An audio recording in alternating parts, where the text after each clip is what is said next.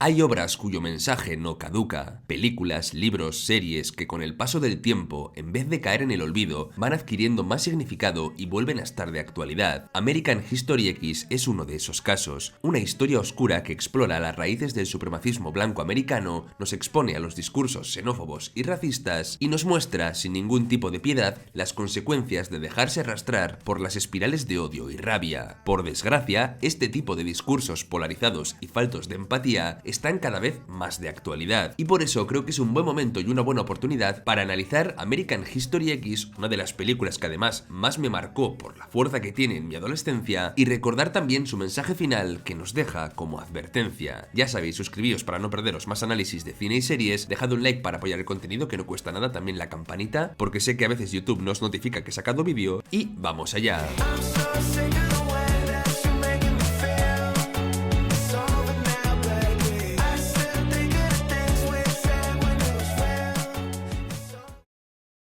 La película empieza con una de sus escenas más importantes e impactantes. Vamos a arrancar viendo una parte del momento que definirá la vida de sus dos protagonistas, Derek y Danny. Pero antes de entrar a hablar de ella, necesito poner sobre la mesa la elección del blanco y negro para narrar las escenas del pasado de Derek, porque es una elección narrativa clave. Por un lado, el blanco y negro se utiliza para marcar diferencia entre el pasado de Derek y su momento actual, reformado. El color es un elemento que marca la distinción entre estos dos momentos de su vida para el espectador.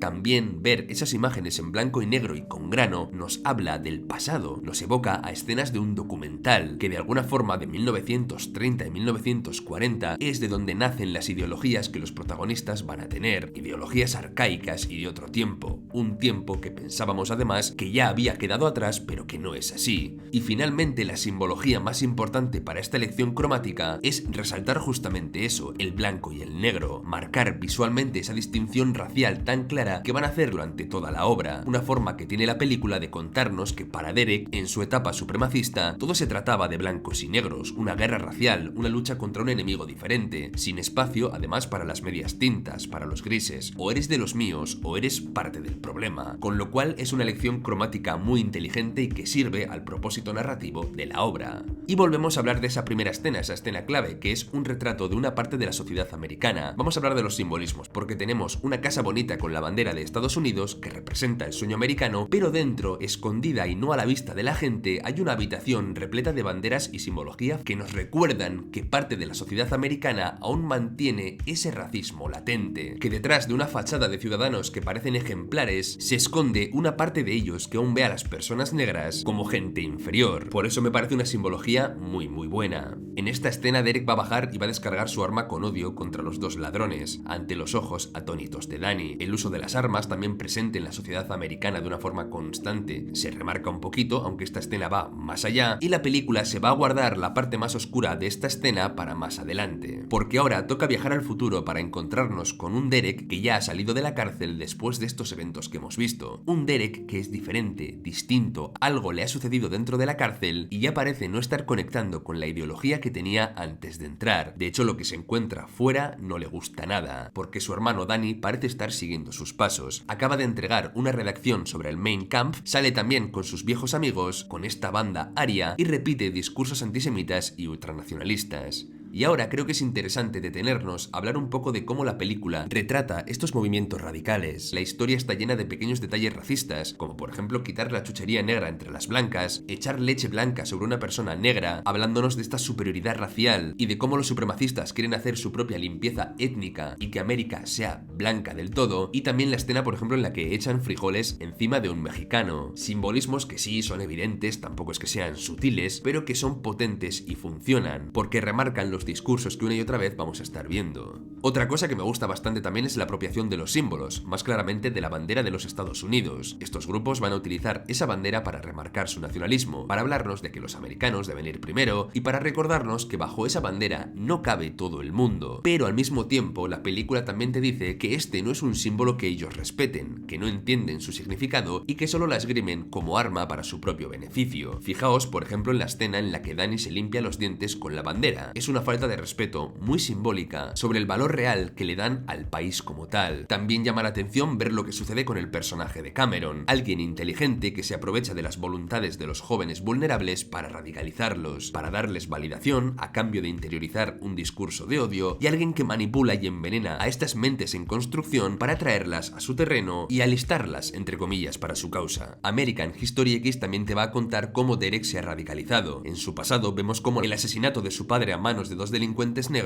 fue uno de los eventos que marcó justamente esta radicalización. Fue detonante para que todo ese dolor que sentía se convirtiera en ira y rabia, lo que lo empujó a un abismo al que además su padre le acercó. Esta es una de las escenas también más duras de la obra, porque al final nos damos cuenta de que su padre parecía un buen hombre sobre el papel, un bombero, un padre de familia, pero al igual que el simbolismo que os he contado antes de esa casa impoluta con la bandera americana que guardaba un oscuro secreto, la habitación con la simbología del odio, detrás de la apariencia de ciudadano respetable, él también se guardaba un racismo incipiente que no duda en transmitir a sus hijos cuando empiezan a leer literatura negra en el instituto. La película señala sin miramientos esa lacra y ese tipo de discursos de la gente de a pie como parte de la culpable de la radicalización de ciertos sectores de las generaciones venideras. Por otro lado, la historia también rompe el estereotipo de que los neonazis son incultos. Los hay, obviamente, como en todos los sitios, pero también muchos de ellos leen para ser capaces de debatir y argumentar. Eso sí, siempre información sesgada, que termina reafirmando sus discursos y además alimentando aún más su postura. Esto pasa hoy en día mucho con las redes sociales, que funcionan con algoritmos. Si nosotros tenemos una forma de pensar y nos gusta ver cierto tipo de vídeos o de contenido, la red social nos va a devolver más y más contenido de ese tipo, y nunca nos hace ver la otra parte. Nunca nos va a mostrar vídeos de ideas que no vayan alineadas ya con lo que nosotros ya estamos pensando. Por eso sucede que muchas veces las opiniones en internet están tan polarizadas. Invertimos muy poco tiempo en entender a las personas que no están de acuerdo con lo que nosotros pensamos, porque estamos rodeados de algoritmos que invitan más a la reafirmación que a la reflexión. Pero bueno, volvemos a la película para ver cómo Derek nos va a hablar con convicción de la pérdida de la identidad de los barrios americanos, de la delincuencia o de la justificación de la violencia desmedida por parte de los cuerpos de seguridad contra las personas racializadas, un tema que incluso años después de la película volvió a estar de actualidad con la muerte de George Floyd y todas las revueltas raciales que hubo después con el Black Lives Matter. ¿Pero qué hace la película con todos estos discursos? Porque sí, le da espacio a Derek para que lo realice, para que nos hable de todo esto, pero de forma muy inteligente va a ser el propio Derek quien le dé la vuelta cuando su personaje tenga este cambio. Hay una frase muy importante del personaje de Seth también que nos viene a decir que a sus enemigos ellos ni los conocen ni quieren conocerlos, y el proceso de Derek va a llevarnos justamente a conocer a esa gente que odiaban sin ningún motivo para hacer cambiar a su personaje, ayudando a desmontar la falacia ideológica sobre la que tanto Derek como Danny como el resto de sus amigos habían construido su vida. Pero hablemos un poco de Danny, porque Danny adora a su hermano y lo percibe como un héroe. La escena de las canchas de baloncesto en la cual expulsan a los negros y se ensalza la figura de Derek, para mí está muy vista desde los ojos de Danny, porque está viendo a alguien a quien respetan, a alguien a quien quieren, fuerte y seguro, y eso es en lo que quiere convertirse él, y va a ser la validación de Derek la que él querrá tener. De hecho, cuando escribe la redacción sobre el Mein Kampf, admite que lo hizo porque pensaba que a su hermano le gustaría. Quiere seguir sus pasos para impresionarlo, pero lo que no espera es encontrarse con que su hermano ha cambiado. Danny ha estado presente cuando Derek ha cometido los dos asesinatos. La película aquí también es bastante inteligente porque la violencia de la muerte del segundo chico no se te muestra como espectador hasta la mitad de la película, incluso un poco más allá. Derek lo asesina de una forma cruda, impactante y devastadora. Yo mismo hacía mucho que no veía American History X y aún así, esta era una de esas escenas que recordaba a la perfección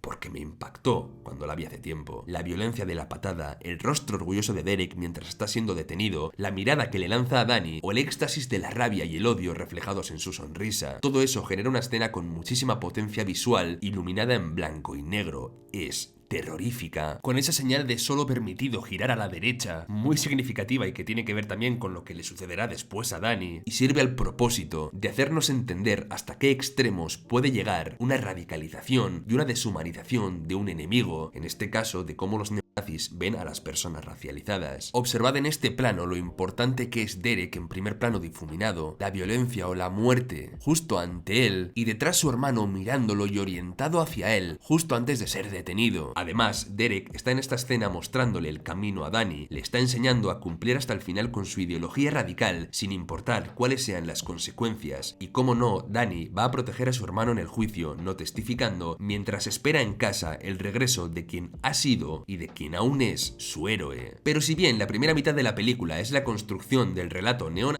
la segunda parte es su destrucción, y esta comienza cronológicamente cuando Derek entra en la cárcel. Un instante en el cual las tornas van a cambiar, porque entendemos que la discriminación, o más bien la vulnerabilidad, es algo que puede depender del contexto. Si bien, a nivel general, una persona blanca va a tener siempre más privilegios que una negra de su misma clase social, estas relaciones de poder o de sometimiento pueden invertirse puntualmente en ciertos contextos, y es lo que le sucede a Derek. En la cárcel, él es la minoría, él es la persona vulnerable en un entorno especialmente hostil. Al principio trata de encontrar protección en los de su misma clase, pero se da cuenta de que no viven el movimiento de la misma forma que él, que sus filas están llenas de hipocresía y de falsas banderas y sentimientos. Mientras el personaje se va sintiendo decepcionado, comenzando ya a cuestionarse todo lo que estaba haciendo con su vida, conoce a Lamont. Lamont es un personaje clave porque se va a encargar de desmontar del todo la xenofobia de Derek. Al principio los personajes chocan por razones evidentes, pero con el tiempo se van cayendo bien y terminan entablando una relación de amistad. Esto es lo que hace que las palabras de Seth tomen importancia ahora. Seth dijo: ni los conocemos ni queremos conocerlos, porque si los conociéramos, que es lo que le está pasando a Derek, nos daríamos cuenta de que no son tan diferentes a nosotros y de que al final estaríamos simplemente conociendo a otra persona. La película vuelve a tornarse violenta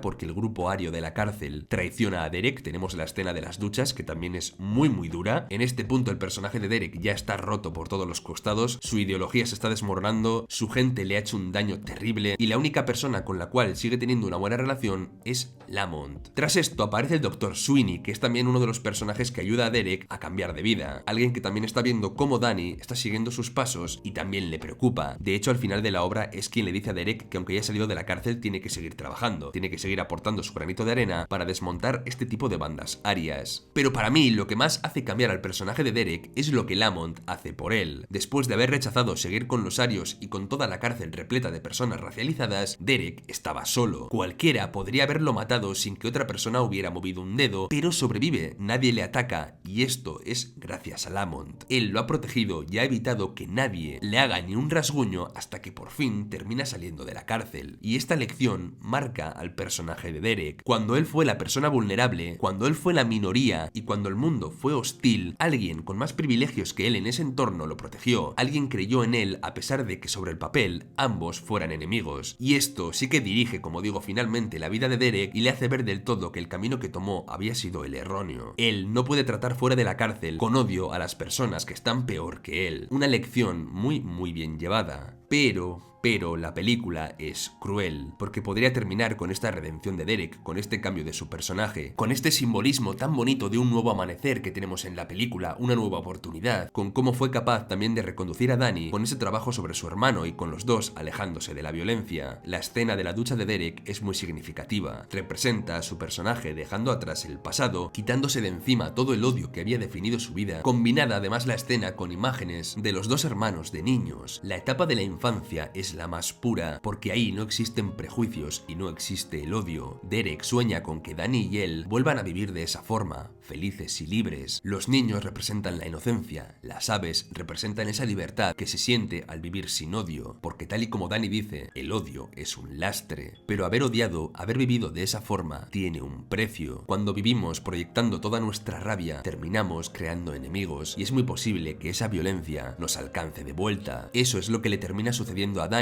que de hecho la película juega un poco contigo haciéndote pensar que va a ser Derek quien muera, quien pague el precio de todo el odio que hemos visto durante toda la película, pero no, al final resulta ser Danny. Y un compañero de su instituto, con el cual ya se había encarado, termina disparándole en el baño, seguramente sabiendo que era parte de una banda aria. El odio generacional de la familia de Danny, que pasó de su padre a Derek y de Derek a él, ha terminado volviéndose contra su familia. Y la moraleja es muy dolorosa. El odio no va a terminar de un día para otro. Requiere coraje salir de la espiral de ira y venganza. Y todavía queda mucho sufrimiento por delante. Todavía el ser humano va a cometer y repetir muchos errores del pasado. Por eso el final es agridulce, y aunque como humanidad queremos ser Derek, abandonar finalmente los años de masacre y de dolor que nos han acompañado, siempre ocurre otro asesinato de Danny, otro conflicto, otro genocidio y más sufrimiento que alimenta nuevos tipos de odio. Cerramos heridas, pero se abren nuevas, y es difícil. Y aún así, el mensaje de la película es claro y es un llamamiento a dejar de lado ese odio, a tratar de vivir con empatía y respeto, a remarcar el absurdo de los racismos, la xenofobia y el odio a lo diferente. Todo es cuestión de perspectiva